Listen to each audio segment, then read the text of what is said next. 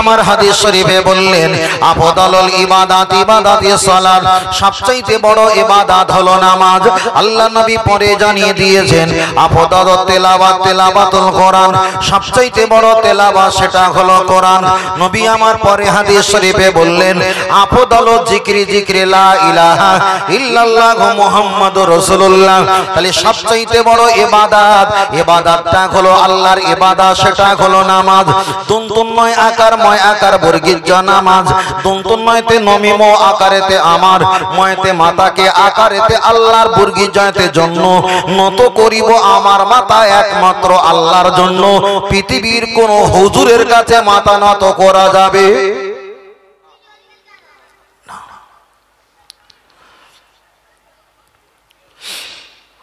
আমি আপনাকে বোঝাতে চেয়েছি তাহলে সবচেয়ে বড় ইবাদত হলো নামাজ।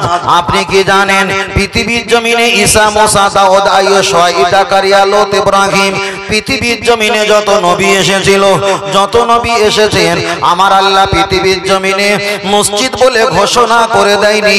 আমার আপনার নবীকে যখন দুনিয়াতে আল্লাহ নাজিল করে দিয়েছেন ফিল আরদা আসজুদু লিল্লাহ, तमाम পৃথিবীর মাটিটা সেজদার জন্য আল্লাহ ওপেন করে দিয়েছেন। জোরে বলেন। এখানে আর একটা কথা আপনাকে ধরিয়ে দেই, আমরা বক্তব্য দিতে দিতে বলি 1 লাখ মতান্তরে 2,24,42,000 নবী ও রাসূল। এটা কি আপনি নিয়ে একবার বিবেচনা করলেন না? আমার বাপ এই ওয়াজ করেছে বলে আমি এইভাবে ওয়াজ করব, আমার চাচা এই বক্তব্য করেছিল বলে আমিও এইভাবে বক্তব্য করব। আমি তো লেখাপড়া করেছি, কোরআন তো এখন মানুষের হাতের নাগালে, তাহলে আমাকে তো হিসাব করে দেখতে হবে तमाम পৃথিবীর জমিনে আল্লাহ নবী আর রাসূল কতটা পাঠিয়েছে। কোন পৃথিবীর কোন হাদিসে লেখা নেই 1 লাখ মতান্তরে 2 লাখ নবী রাসূল আমি পাঠিয়েছি। পৃথিবীর কোন কোরআনে লেখা নেই 1 লাখ মতান্তরে 2,42,24,000 নবী রাসূল পাঠিয়েছি। আল্লাহ শপথ করে বলি পৃথিবীর কোন হাদিসে নেই, পৃথিবীর কোন কিতাবে কোরআনে নেই, শুধু আল্লাহ বলে দিয়েছে তোমার পূর্বে বহু নবী পাঠিয়েছি। কিন্তু সংখ্যায় যে আলেমরা হুজুররা বলে আল্লাহর কসম পৃথিবীর কোন হাদিসে নাই। বক্তব্য সবাই ডিস্টার্ব করবে না, হালকা একটু মিক্সার কমিয়ে দাও না বাবু, বড় ভাড়া যাতে বুঝতে পারে। হ্যাঁ হালকা, আপনাদের অসুবিধা হলে আমি আছি। আল্লাহ ও আমার বাতিরা, আমি আপনাকে বোঝাই তাহলে আমরা যে বলি 1 লাখ মতান্তরে 2,24,42,000 নবী রাসূল, একবার কি আপনি চিন্তা করেছেন মানুষের 10টার ভিতরে ভুল হয় 3টে 4টে 2টো, 1 লাখ মতান্তরে 2 লাখ, তাহলে 1 লাখ থেকে 2 লাখ এতটা পার্থক্য কি হতে পারে? আবার 24,000, আবার বলেছে 42,000, তাহলে 1 লাখের জায়গায় 2 লাখ কিনা ঠিক বলতে পারে না। আবার 24,000 না 42,000 ওখানেও ঠিক বলতে পারে না। বারবার বলছি পৃথিবীর কোন হাদিসে নেই যে 1 লাখ মতান্তরে 2,24,42,000 নবী রাসূল আল্লাহ পৃথিবীতে পাঠিয়েছে। শুধু এতটুকু বলা হয়েছে ও নবী তোমার পূর্বে আমি অনেক নবী পাঠিয়েছিলাম, ও রাসূল তোমার পূর্বে, তোমার আসার পূর্বে আমি অনেক নবী রাসূল পাঠিয়েছিলাম। এতটাই আল্লাহর কোরআন হাদিস সাক্ষ্য দেয়। পৃথিবীর কোন হাদিসে এমন কথা বলেনি এত এত নবীকে আল্লাহ পৃথিবীর জমিনে পাঠিয়েছে। তাহলে নবী দুনিয়াতে এসে মায়ের কোল অবলম্বন করে সেদা হালাতে উম্মতি উম্মতি বলে কেঁদেছে, এটাও যেমন শোনা কথা। আর এত হাজার নবী রাসূল এসেছে, এটাও শোনা কথা। যদি বলা হয় হুজুর কোন কিতাবে আছে, তখন বলবে আমার বাপ বলেছে তাই আমি।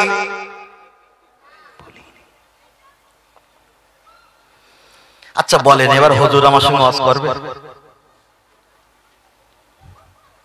এখন ডিজিটাল পরিবেশ, এলেম ভাড়ে না রাখলে চলবে না। ও আমার বাপিরা চলেন একটা বার এগিয়ে যাওয়া যায়। তাহলে আপনার কাছে নবী রাসূলের কথা বলছিলাম, এবার আর একটা সমস্যা দাদু ভাই খেয়াল করে দেখবেন। আপনার বয়স জিজ্ঞাসা করেছি এই কারণে, খুব ভালো করে চিন্তা করবেন। আমরা বক্তব্য দিতে দিতে বলি 18,000 মাখলুকাত। ফের বলছি বাবা, বক্তব্য দেওয়ার সময় বলি 18,000 মাখলুকাত। কেউ বলেছে হুজুর তার কারণটা কি? আসমানে দেখা যায় মাটির উপরে হলো 10,000, আর পানির তলায় কিংবা পানিতে হলো 8,000। 18,000 মাখলুকাত। তাহলে দেখা যায় আমাদেরকে ধরে পোকামাকড়কে, মাছকে, প্রাণী, জন্তু, জানোয়ার, পিপিলিকা, সমস্ত কীটনাশক ধরে 18,000 মাখলুকাতকে লিপিবদ্ধ করে দেওয়া হয়েছে। কিন্তু বিজ্ঞান সায়েন্স তারাই বলছে 3 লক্ষ বেশির আমরা মাখলুক আল্লাহর পৃথিবীতে পেয়েছি। তাহলে 18,000 মাখলুকাতের মালিক যদি আল্লাহ হয়, আর বাদ বাকি লক্ষ লক্ষের মাখলুকাতকে জবাব দাও। মাথায় গেছে? এগুলো আমরা সীমাবদ্ধ করে বলি, 14 পুরুষ বলে এসেছে তাই বলি, নিজেও পড়িনি, কাউকে পড়ার কথা বলবো।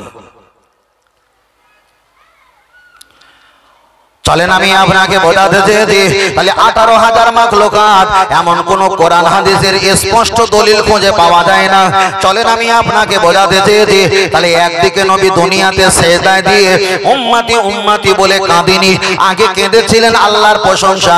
আপনারা সমালোচনা করবেন বলে দাদা পীরের নাম বলেছি, বসিরহাট হুজুরের নাম বলেছি, কেতাবের নাম বলেছি, দামও বলেছি, পৃষ্ঠারও বলেছি। এবার বলেন একটা কথা, আমরা যখন নামাজ পড়ি, নামাজ পড়ার সময় আমরা আগে কপাল দেব না আগে নাক দেব? এখানে দুটো মত নয় কো আছে, দুটোই ঠিক, দুটোই ঠিক। কোন কোন হাদিস শরীফে এসেছে সেজদা দেওয়ার সময় আগে তুমি কপালটা ঠেকাও তারপরে নাক, আবার কেউ কেউ বলেছে আগে তুমি নাক ঠেকাও তারপরে হলো কপাল। ওটা আমরা মেনে নিলাম, ওটা ঠিক, ওটা ঠিক, আমি বেঠিক বলতে পারবো না। কিন্তু দাদা হুজুর রহমাতুল্লাহ আলাইহি তিনি বলেছেন, বসিরহাট আল্লামা হুজুর একটা নামাজ শিক্ষা লিখেছেন, নামাজ শিক্ষা যদি কারো কাছে থাকে আপনি নিয়ে আসতে পারেন। 117 নম্বর পৃষ্ঠার ডান দিকে ছাপায় বলেছে সেজদা দেওয়ার আগে তোমার কপাল দেওয়া লাগবে।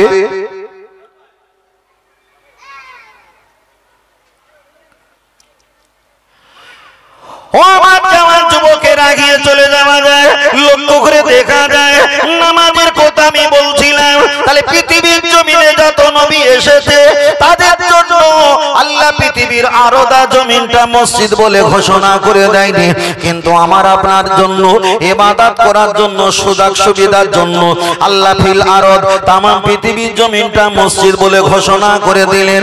এবার আমি আপনাকে বলছি, আপনি নামাজ পড়বেন, আপনার টাকা নিয়ে হজ করার প্রয়োজন নেই, আপনার টাকা নেই যাকাত দেওয়ার প্রয়োজন নেই, আপনার টাকা নেই ফিতরা দেওয়ার প্রয়োজন নেই, আপনার টাকা নেই দান করার প্রয়োজন নেই, আপনার টাকা নেই কুরবানি দেওয়ার প্রয়োজন নেই।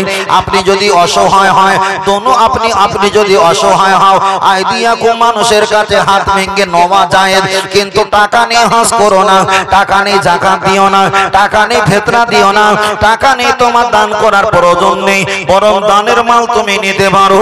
আমি আপনাকে বোঝাতে চেয়েছি, আপনার যদি উযু না থাকে ওয়াজ করতে পারো, উযু যদি না থাকে ওয়াজ শুনতে পারো, উযু যদি না থাকে মসজিদে আযান দিতে পারো। তবে এই না যে বিনা উযুতে আযান দিতে হয় না আর বিনা উযুতে ওয়াজ করতে হয়, এটা আমি বলছি না। উযু যদি না থাকে ওয়াজ করতে পারো, উযু যদি না থাকে ওয়াজ শুনতে পারো, উযু যদি না থাকে মসজিদে আযান দিতে পারো, উযু যদি না থাকে কবর জিয়ারত করতে পারো। আপনার উযু নাই, ছাগল বকর দুম্বা মহিষ আপনি জবাই করতে পারো। আপনার উযু নাই, সালামে কিয়াম পড়তে পারো। আপনার উযু নাই, মানুষকে সালাম দিতে পারো। আপনার উযু নাই, সেহরি খেতে পারো। আপনার উযু নাই, ইফতার করতে পারো। আপনার উযু নাই, আল্লাহর নামে লা ইলাহা ইল্লাল্লাহ জিকির করতে পারো। আপনার যদি উযু না থাকে কোরআনে হাত না দিয়ে মুখস্থ কোরআন পড়তেই পারো। উযু নেই কিন্তু কোরআনে হাত দেওয়া যাবে, কিন্তু মুখস্থ যদি থাকে হাত দিলাম না, তেলাওয়াত। কিন্তু হানাফি মাযহাবের মাসলা হলো আপনার ওযু থাকুক আর নাই থাকুক, আপনি নামাজে যদি সন্দেহ হয়, আজকের জলসা এসেছেন, এশার নামাজটা মসজিদে হয়েছে, আপনি মসজিদে নামাজ পড়ার আগে আধা ঘন্টা এই এলাকায় আপনার বোনের বাড়ি বিবাহ হয়েছে, আপনি সেখানে গিয়ে চা বিস্কুট নাস্তা পানি আপনি খুললেন, আজানের সময় মনে মনে খুললেন, এত আনন্দ করলাম, কথা বললাম, হল্লাম, খেলাম, ওযু আছে না নাই, ওযু আছে না নাই। হানাফি মাযহাবের মাসলা হলো ওযু আছে নাই এমন যদি সন্দেহ হয়, সন্দেহযুক্ত ওযু নিয়ে নামাজ পড়া চলবে না, আপনাকে নামাজ পড়তে হবে। তবে আল্লাহর বান্দা, আপনাদের কিবলা দিক হলো কোন দিক? এই দিক, এই দিক। আল্লাহ আপনার কিবলা হলো এই দিক, এই কিবলা দিকে বসিরহাট আল্লামা হুজুর লিখেছেন, দাদা রহমাতুল্লাহ আলাইহি, দাদা পীর রহমাতুল্লাহ আলাইহি বলেছেন, বসিরহাট আল্লামা হুজুর লিখেছেন, কিতাবটার নাম হলো কলেমাতুল কুফর। পৃষ্ঠার নামটা খেয়াল, কতবার মাথায় রাখবে। কলেমাতুল কুফর কিতাবে লেখা এসেছেন, আল্লাহর কাবার দিকে হরিকতি আমলকি বড়া অর্জুন কালমেঘ রাতনি বিমাল তুলসী শেখর শান্তি মুসাফির দিলবার, কোন ব্যক্তি যদি আল্লাহর কাবার দিকে পিছ ফেলে, ইচ্ছাকৃত যদি ফেলে, নবী আমার বললেন ওই ব্যক্তিটা কাফের হয়ে যাবে। যদি অকস্মাৎ পড়ে যায়, আল্লাহর কাছে ক্ষমা চাইবে, আল্লাহ মাফ করে দেবেন। বসিরহাট হুজুর বললেন, আল্লাহর কাবার দিকে প্রসাব করা যাবে না, আল্লাহর কাবার দিকে কিবলা দিকে পায়খানা প্রসাব পাটা লম্বা করে দেওয়া যাবে না, আল্লাহর কাবার দিকে থুতু ফেলা যাবে না। এবার আমি আপনাকে বোঝাচ্ছি বাবা, আপনারা বলেন নামাজ পড়তে গেলে পাটা কোন দিকে দিতে হয়?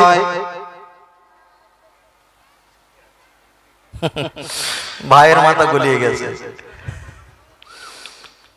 এইটা কিবলা মুখ, আমরা পা তো এমন করে রাখিনি, রাখি কেমন? পা কোন দিকে আছে? নজরটা মানে নজরটা সেজদার কাছে, মুখমণ্ডলটা কিবলা মুখ, হাতটা নিয়াত বাঁধবো কিবলা মুখ, সিনাটা কিবলা মুখ, নাকি ভেঙে বসি বসবো সব কিবলা মুখ। তাহলে পাটা আছে। আর বসিরহাট হুজুর বলেছেন কিবলা মুখ, পা দবা, প্রসাব পায়খানা, পানের পিস, কোন গুটকার পিস ফেলা নিষেধ, চলবে না। এই কিতাবে বলেছেন। এবার নামাজ শিক্ষা কি বলে যাই। বসিরহাট আল্লামা হুজুর তিনি ব্যাখ্যা দিয়ে বলেছেন, আল্লাহর কাবার দিকে পা দমা যাবে না, আল্লাহর কাবার দিকে হরিকতি আমলকি বড়া অর্জুন কালমেঘ রজনী বিমাল তুলসী শেখর শান্তি মুসাফির দিলবার রাকেশ খৈনি রাজা খৈনি পানের গুটকা ফিস আল্লাহর কাবার দিকে ফেলা যাবে না। আল্লাহর কাবার দিকে কখনো আপনি কানের পিস ফেলতে পারবেন না। বসিরহাট হুজুর ব্যাখ্যা দিয়ে বলেছেন, যদি তুমি নামাজ পড়তে চাও, তোমার শরীর যদি অসুস্থ হয়, তুমি দাঁড়িয়ে দাঁড়িয়ে নামাজ পড়ো। দাঁড়িয়ে নামাজ পড়লে মাথার চক্কর দিয়ে ফেলে দেওয়ার প্রয়োজন হতে পারে, তুমি বসে বসে নামাজ পড়ো। খবরদার আল্লাহর কাবার দিকে পাটা দেবে না, পাটা তুমি গুটিয়ে রাখো। বসিরহাট হুজুর বলেছেন, পা গুটিয়ে রাখলে যদি পায়ের যন্ত্রণা ব্যথা যদি বেশি হয়, আল্লাহর কাবার দিকে পাটা এবার লম্বা করে দাও, আল্লাহর কাবার দিকে পাটা লম্বা করে দাও। উজু করলে যদি সমস্যা হয়, কোরআনে এসেছে তায়াম্মুমের 3টে ফরজ, তুমি তায়াম্মুম করে নিয়ে নামাজটা আদায় করে নাও। তুমি যদি সেদা দাও, তোমার মাথার যন্ত্রণা বেড়ে যেতে পারে। দোনোই দিয়ে দুটো হাত নামাজের মুসাল্লা মাটি বানিয়ে নাও, এই দুটো হাত কপালে ঠেকে নিয়ে আসো। দুটো হাতে যদি সমস্যা হয়, তুমি ইশারা ইশারা সেদা দাও। টাকা নেই হজ করো না, টাকা নেই যাকাত দিও না, টাকা নেই ফিতরা দিও না, টাকা নেই কুরবানি দিও না। টাকা থাকুক আর নাই থাকুক, মরণের যদি 5 মিনিট বাকি থাকে, ইশারা ইঙ্গিত আল্লাহর ইবাদত করে আল্লাহকে বোঝাতে হবে, আল্লাহ আপনি যে আমার স্রষ্টা, আমি যে আপনার গোলাম, এটাই হলো তার প্রমাণ। জোরে বলেন আল্লাহ। তাহলে এর ভিতরে আমরা যারা আছি, আমার কথা কি অসুবিধা হচ্ছে বাবু? বুঝতে পারছেন তো? মাশাআল্লাহ, আল্লাহু আকবার। ও আমার জান যুবকেরা, চলেন আমি বলছিলাম প্রথমে, তাহলে কোরআন পড়তে গেলে কি লাগে? কোরআন পড়তে গেলে হাদিস লাগে। আপনি বলবেন আউযুবিল্লাহি মিনাশ শাইতানির রাজিম। আল্লাহকে নাম से शुरू करता हूँ, শয়তান মারদুসে, শয়তান থেকে হেফাজত করা হয়, আল্লাহর নামে শুরু করা হয় এবং শয়তান থেকে হেফাজত করা হয়, হেফাজত চাওয়া হয়। কোরআন পড়তে গেলে আপনাকে হাদিস লাগে, আপনি বলবেন বিসমিল্লাহির রহমানির রহিম, বেসিনজের বিস, মিম লামজের মিল, লাম খড়জা বল্লাহে রাজির হির, রাহে জাবার রা, মিম খড়জাবার মা, নুন রাজিন নির রাজাবার রা, হিয়াজির হি, মিম জের মি, বিসমিল্লাহির রহমানির রহিম। अल्लाह के नाम से शुरू करता हूँ, जो बड़ा मेहरबान निहात रहम वाला है। महान अल्लाहर नामे शुरू करी, जिनी तोर অতম পরম দয়ালু এবং রহমত ওয়ালা। আল্লাহর নামে শুরু করা হয়। তাহলে নামাজ পড়তে গেলে দেখা যায়, কোরআন পড়তে গেলে প্রথমে আউযুবিল্লাহ বললাম, ওটা হাদিস, বিসমিল্লাহ বললাম, ওটা হাদিস, এবারে আলহামদুলিল্লাহ শুরু করলাম আল্লাহ শুকরিয়া দিয়ে। শত শেষে আমরা বলি সাদাকাল্লাহুল আলিউল আযীম, এটা হলো হাদিস। আল্লাহ যা বলে সত্য বলে, অসাদাকার রাসূলুন নবিউল কারীম, এটা হলো হাদিস। আমার নবী যা বলে সত্য বলে। কোরআন পড়ে যখন কোনো ব্যক্তি খতম বকশে দেবে, বকশে দেওয়ার জন্য হাত তুলে মোনাজাত করতে হয়। হাত তুলে মোনাজাত করার পূর্বে দুটো হাত এক জায়গায় করার আগে বলতে হয় আল্লাহুম্মা আমিন, আল্লাহুম্মা আমিন। কোরআনে নেই, ওটাই এসছে হাদিস। তাহলে কোরআন পড়তে গেলে আগে হাদিসের অংশে যেতে হয়। এখানে বোঝাতে চেয়েছি আল্লাহর জিকির করার আগে নবীর নামে হাদিস পালন করে নবীকে স্মরণ করা লাগে। তার কারণ হলো আল্লাহ মানলে নবী মানা নয়, বরং নবী মানলে আল্লাহ মানা হয়। আরেকটু জোরে হবে না?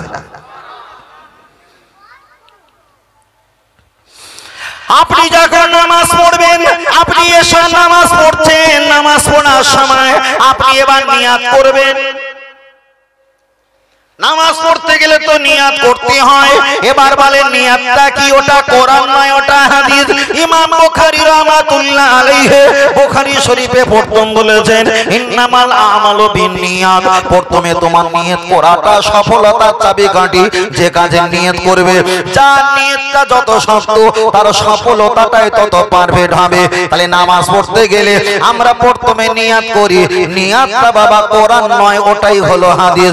আমরা নিয়ত করার পর কি করি? আউযুবিল্লাহ, বিসমিল্লাহ, ওটা হলো হাদিস। তারপরে আমরা দোয়া সানা পড়ি না, দেখা যায় নিয়ত করার পর দোয়া সানা পড়ি, সুবহানাকা আল্লাহুম্মা ওয়া বিহামদিকা। এই সুবহানাকা আল্লাহুম্মা এটা হলো হাদিস, আউযুবিল্লাহ, বিসমিল্লাহ, এটা হলো হাদিস। তারপরে সূরা ফাতিহা পড়া হয়, কোন একটা সূরা পড়া হয়, পড়ে আল্লাহু আকবার বলে সিজদায় যায়, আল্লাহু আকবারের রুকুতে যায়, রুকুতে গিয়ে সুবহানা রাব্বিয়াল আযীম বলে, এটাই হলো হাদিস। সামি আল্লাহু লিমান হামিদা বলা হয়, এটা হলো হাদিস। রব্বানা লাকাল হামদ বলা হয়, এটা হলো হাদিস। আল্লাহু আকবার বলে সিজদা যাওয়া হয়, এটা হলো হাদিস। সিজদা গিয়ে সুবহানা রাব্বিয়াল আলা বলা হয়, এটা হলো হাদিস। আপনি বসে বসে আত্তাহিয়াতু পড়বেন, আত্তাহিয়াতু কোরআনে নয়, ওটাই হলো হাদিস। আপনি দরুদ শরীফ পাঠ করবেন, ওটাই হলো হাদিস। আপনি দোয়া মাসুরা পাঠ করবেন, ওটাই হলো হাদিস। আপনি ডান দিকে বাম দিকে সালাম ফিরাবেন। আল্লাহ নবী বলেছেন আসসালামু ক্বাবলাল কালাম, পহলে সালাম উনকে বাদ কালাম। তোমরা কথা বলার সে আগে তোমরা সালাম দেবে। তাহলে আমরা যখন সালাম দেই, সালাম দেওয়াটা কোরআন নয়, এটা হলো হাদিস। তাহলে বড় ইবাদত আল্লাহর, কিন্তু কোরআনের ভাগ হলো 2%, হাদিসের ভাগ হলো 8%। আল্লাহ বোঝাতে চেয়েছে আমার নবী যেখানে, আমি আল্লাহ আমার রহমত সেখানে। আরেকটু জোরে হবে?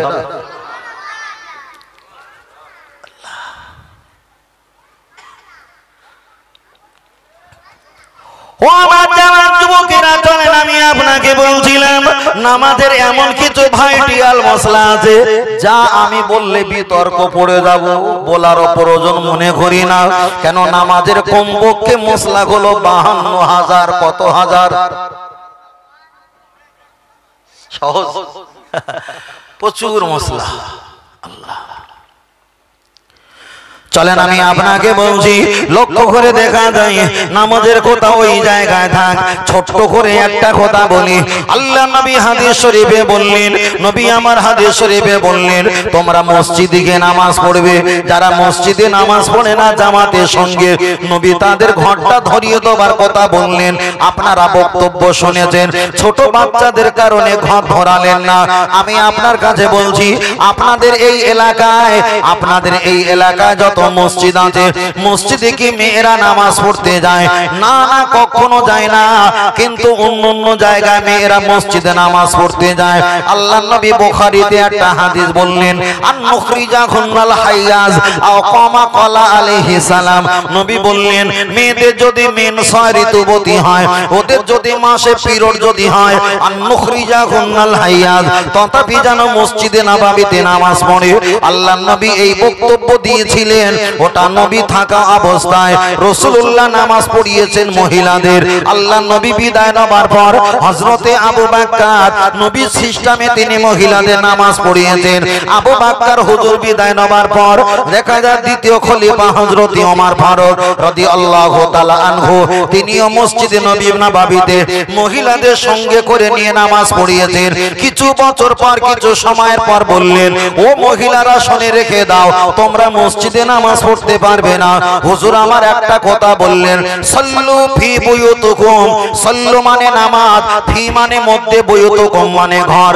ও আওরাতুন নারীজাত, সাল্লু ফি বুয়ুতুকুম, তোমরা ঘরে গিয়ে নামাজ পড়ো। অনেক ব্যাখ্যা আমি আপনার বসে বলার অবকাশ পাবো না। আল্লাহর নবীর স্ত্রী আমাদের আম্মা জান আয়েশা সিদ্দিকা রাদিয়াল্লাহু তাআলা আনহা হায়াতে আছেন। আম্মা জানের কাছে গিয়ে বললেন, আম্মা জান, দয়ার নবী মহিলাদের নামাজ পড়িয়েছে, আবু বকর হুজুর নামাজ পড়িয়েছে, ওমর ফারুক নামাজ পড়াতে এমন একটা চিৎকার দিয়ে বললেন, সাল্লু ফি বুয়ুতুকুম, তোমরা ঘরে গিয়ে নামাজ পড়ো, এখানে নামাজ পড়া চলবে না। আম্মা জান আয়েশা সিদ্দিকা বললেন, ও মদিনার ছেলেরা মেয়েরা জেনে রেখে দাও, তোমার দয়ার নবী এই যুগে এই পরিবেশে যদি বেঁচে থাকতেন, ওমরের আগে মসজিদে মহিলাদের আসা বারণ করার আগে তোমার নবী ওমরের আগে বারণ করে দিতেন। বলুন সুবহানাল্লাহ।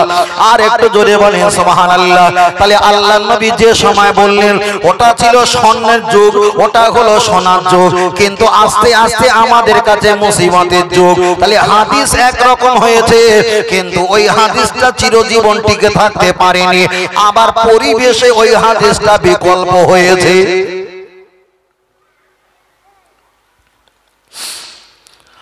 ও বাপির, আমি আপনাকে বোঝাতে চাই, আমরা নামাজ পড়ি, নামাজ পড়ার পর আমরা আস্তাগফিরুল্লাহ পাঠ করি, তওবা শরীফ পাঠ করি। অন্য মতদার্শের মানুষ তারা ফতোয়া দেয়, কোন ভুল কাজ করলে তওবা শরীফ পড়তে হয়, নামাজের শেষে তওবা শরীফ কেন পড়বে? আল্লাহর নবীর হাদিসে পাওয়া যায়, দয়ার নবী তিনি সারা দিনে 24 ঘন্টা 5 ওয়াক্ত নামাজের ভিতরে 100 বার কমপক্ষে তওবা শরীফ পড়তেন। তাই ফুরফুরা দাদা পীর রহমাতুল্লাহ আলাইহি, ওনার আওলাদের হাতে যারা হাত দিয়ে মুরিদ হয়েছেন, সবক যারা মশ করে, দেখতে পাওয়া যাবে বেশি বেশি তওবা শরীফে সবক দেওয়া হয়। তার কারণ তওবা শরীফ পাঠ করলে 1000 রকম উপকার, তার ভিতরে দুটো উপকার আমি আপনার কাছে বলছি। দুটো উপকার হলো, পাপের কাছ থেকে দূরে থাকা হয়, আর দুনিয়াতে ইবাদত করার প্রতি নিজের ইচ্ছাটা প্রকাশ জাহির হয়। জোরে বলেন সুবহানাল্লাহ। কিন্তু আমাদের সমাজে জলসা মাহফিলে আগে পরে আমরা একটু ছোট করে তওবা শরীফ পাঠ করি। সমাজের কাছে নতুন কথা বলতে আমারও খারাপ লাগে, আবার না বললে নয়। এবার আমি আপনাকে বলছি, আল্লাহর কোরআন শরীফ হলো কয় পারা? ও ছেলেরা 30 পারা। বুখারী শরীফ কয় খণ্ড? 30 খণ্ড। আল্লাহ আল্লাহ, 10 খণ্ড। আমরা মোবাইলে অনেক রকম বুখারী শরীফ পাই, কোনটা সহিহ, কোনটা নকলে লেখা আছে, নকল হইতে সাবধান। ও আমার বাবার, আমি আপনাকে বোঝাতে চেয়েছি, আগিয়ে চলে যাওয়া যায়। লক্ষ্য করে দেখা যায় কোরআন শরীফে পারা হলো পৃষ্ঠা ভরা আমাদের কাছে কোরআন শরীফ আমরা যেটা পেয়েছি, এই কোরআন শরীফের সূরা হলো 114টি সূরা। নতুন করে 2024 সাল শুরু হয়েছে। কিছু ফেরকা দল তারা ইন্টারনেটে খবর দিচ্ছে আল্লাহর কোরআন শরীফের পারা 30 ঠিক আছে, কিন্তু 114টা সূরা নয়, ওটাই হলো 112টা সূরা। আমি আপনার কাছে বলছি, রাখার জন্য মোবাইলে প্রমাণ সাক্ষী রাখতে হয়। আমি আপনার কাছে বলছি, আল্লাহর কোরআন শরীফের সূরাটা নাজিল হয়েছে 114টি সূরা, ছোট বড় দরমিয়ান ধরে। ওরা বলছে না না 112টি সূরা, তার ভিতরে একটা সূরাকে অস্বীকার করছে, সেটা হলো সূরা ফাতিহা। যে সূরা ফাতিহাকে কোরআনের জননী, কোরআনের মা বলা হয়েছে, যে সূরা ফাতিহাকে কোরআনের জননী বলা হয়, ওরাই বলছে সূরা ফাতিহা এটা কোরআনের কোনো অংশ নয়। আমি আপনাকে বোঝাতে চেয়েছি, আবার 2024 সালে নতুন করে একটা কলেমা শরীফ আপলোড দেওয়া হয়েছে। আমরা কলেমা শরীফ পড়ে গিয়ে লা ইলাহা ইল্লাল্লাহ মুহাম্মাদুর রাসূলুল্লাহ সাল্লাল্লাহু আলাইহি ওয়াসাল্লাম আল্লাহ के सिवा कोई इबादत के लायक नहीं, हजरत मोहम्मद सल्लल्लाहु अलैहि वसल्लम खुदा ताला का भेजा हुआ पैगंबर रसूल है। তাহলে আমরা কলেমা শরীফ পড়েছি লা ইলাহা ইল্লাল্লাহ মুহাম্মাদুর রাসূলুল্লাহ সাল্লাল্লাহু আলাইহি ওয়াসাল্লাম আমরা পড়েছি। নতুন করে কিছু বাতিল ফেরকা ওরা ইন্টারনেটে কলেমা দিয়েছে লা ইলাহা ইল্লাল্লাহু আল্লাহু আকবার। ওদেরকে জিজ্ঞাসা করা হয় তোমরা কেন কলেমা শরীফে মুহাম্মদ নামটা তুলে দিলে? ওরাই বলছে আল্লাহর পরে নবীর নাম, এটা বললে শিরক হবে, ওই জন্য আমরা রাখলাম না। আমরা তো বক্তব্য শুনেছি নবী মুসা আলাইহিস সালামের উম্মত আবুল হারেসা নবী মুসা আলাইহিস সালামের নামটা চুম্বন দিয়েছে, আমার নবীর নামটা রিমুভ করে দিল, নবীর নামটাকে ডিলিট করে দিল, আমার আল্লাহ তাকে গোসাপে পরিণত করে দিয়েছে। এ জামানা টুপিওয়ালা, দাড়িওয়ালা, জুব্বাওয়ালা, পাগড়িওয়ালা আলেমের পরিচয় দিয়ে যারা কোরআনের 14টা সূরাকে 12টা প্রমাণ করতে যায়, যারা হাদিসটা বুখারী শরীফ আজ থেকে 20 বছর আগে সহিহ বুখারী বলে এমন ছিল না, যারা হাদিসটাও আবার পরিবর্তন করতে যায়। আমরা তওবা শরীফ পড়ি আস্তাগফিরুল্লাহ রাব্বি মিন কুল্লি যামবি ওয়া আতুবু ইলাইহি আশহাদু আল্লা ইলাহা ইল্লাল্লাহ কিংবা লা হাওলা ওয়ালা কুওয়াতা ইল্লা বিল্লাহিল আলিউল আযীম। ওরা আবার তওবা শরীফটা মডিফাই করে বলেছেন আস্তাগফিরুল্লাহ আল্লাযী ওয়া আতুবু ইলাইহি, ওখানে ওরা কলম চালিয়ে দিয়েছে।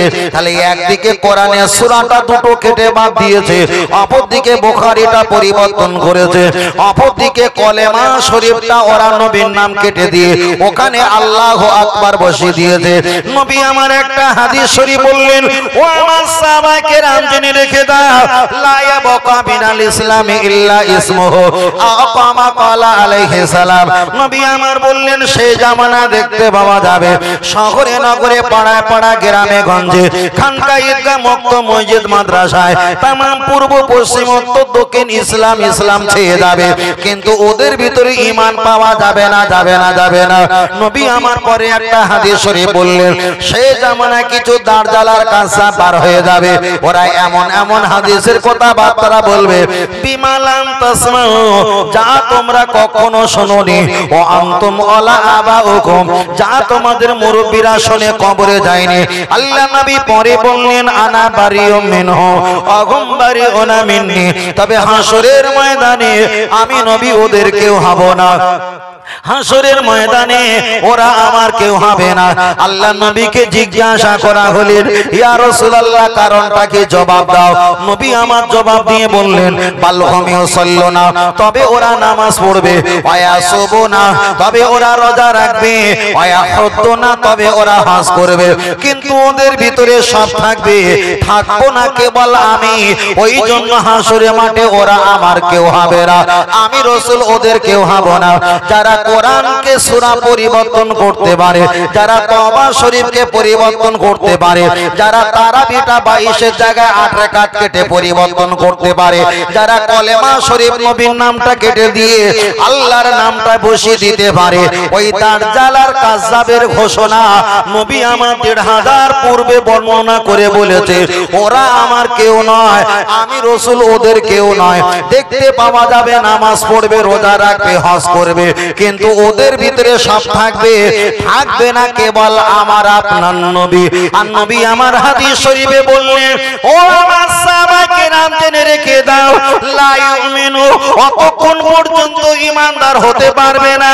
সব চাইতে আমি নবী বললাম, মিওয়ালে দেখি ওয়ালা দেখি, তোমার ছেলে মেয়েরা অপেক্ষায়, তোমার বাপ মায়ের অপেক্ষায়, আমওয়ালা ঘুম টাকা পয়সার অপেক্ষায়, আনফুসাকুম নিজের জীবন জৈবনের অপেক্ষায়। আল্লাহ নবী পরে বললেন, তোমরা সমান পৃথিবীর সময় সম্পত্তির অপেক্ষায়। আমি নবী আমাকে যতদিন না ভালো না বাসতে পারবে, লা ইউমিনু, তোমরা কখনো ঈমানদার হতে পারবে না। তাহলে কলেমা শরীফকে ভালোবাসা হয়নি, নবীর নাম কাটা হয়েছে। কোরআন ছিল 114টা সূরা, ওরা নতুন সালে বলেছে 112টা সূরা, সব কেটে কেটে পরিবর্তন করেছে। ওরা নামে পৃথিবীতে ইসলাম পরিচয় দেয়, কিন্তু কোরআন হাদিসের ক্যামেরা নিয়ে পরকালে দেখতে পাওয়া যাবে ওদের ভিতরে ইসলাম ছিল কিন্তু ঈমান ছিল।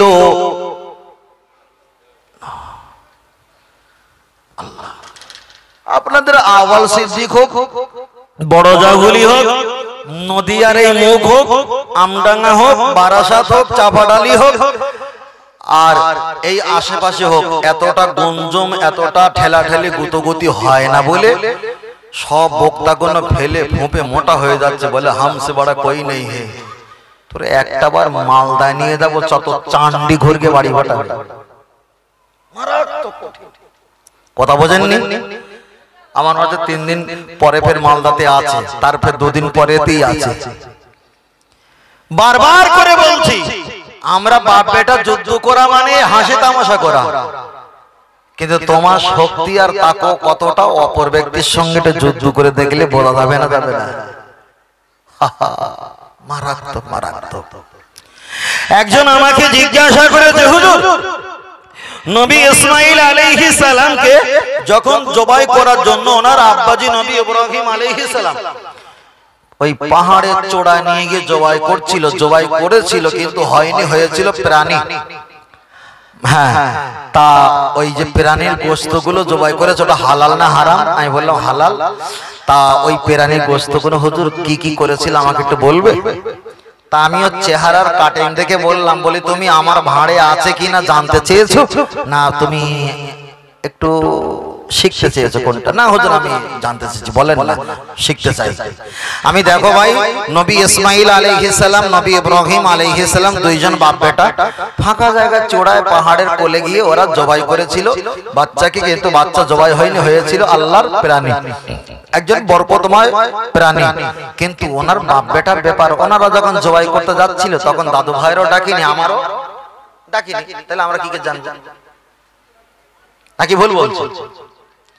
ওনারও ডাকিনি, আমারও ডাকিনি, তাহলে জবাই হয়েছে, গোশগুলো কি করেছে তা আমি কি করে জানবো?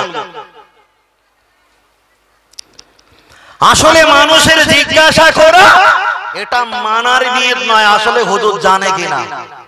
পরে যখন কামরায় এসে আর একটা আমাদের কোম্পানির প্রোডাক্ট জিজ্ঞেস করছে, হুজুর তুমি যে ওই বলে বেরিয়ে চলে গেলে কিন্তু জবাবটা দিলে না। আলে শোন, আমি নবী ইউসুফ আলাইহিস সালাম স্বপ্ন দেখেছিল, তাই স্বপ্নের কথা বলিনি, তাই কুয়ায় পড়েছিল। স্বপ্নের কথা বললে আরো খাতারনাক হওয়ার সম্ভাবনা ছিল, ঠিক না বেটি? তা সব জায়গায় সত্যি কথা বলা যায় না, যে কে বলেছে তোকে? ওখান থেকে শিক্ষা নাও। কেউ কেউ বলেছেন ওই 3 ভাগ করেছিল, একটা জঙ্গলে পশু প্রাণীর জন্য বিলিয়ে দিয়েছিল, ছড়িয়ে দিয়েছিল জঙ্গলে, আর 1 ভাগ সমুদ্রে মাছের জন্য তিনি উৎসর্গ করে দিয়েছিলেন, আর 1 ভাগ বাড়িতে নিয়ে এসেছিলেন। তবে এটা সহি কি মানসুব কি রহিত আল্লাহু আলাম, আল্লাহ ভালো জানে। তবে এমনও ব্যাখ্যা কোন কোন জায়গায় এসেছে, কথা বুঝছেন, এমনও ব্যাখ্যা কোন কোন জায়গায় এসেছে। তবে এতটুকু বলছি ভাই, এমন কথা আমাদের জিজ্ঞাসা করা দরকার আর বলা দরকার যেগুলো আমাদের প্রয়োজনে নিত্য নতুন লাগবে। কে যদি বলে হুজুর জাহান্নামের দেয়ালের ওপারে কি থাকবে একটু বলবেন, তাহলে কেটে গেলে সমস্যা হয় ভাই? কোনো প্রয়োজন হয়? কোনো প্রয়োজন না ভাই।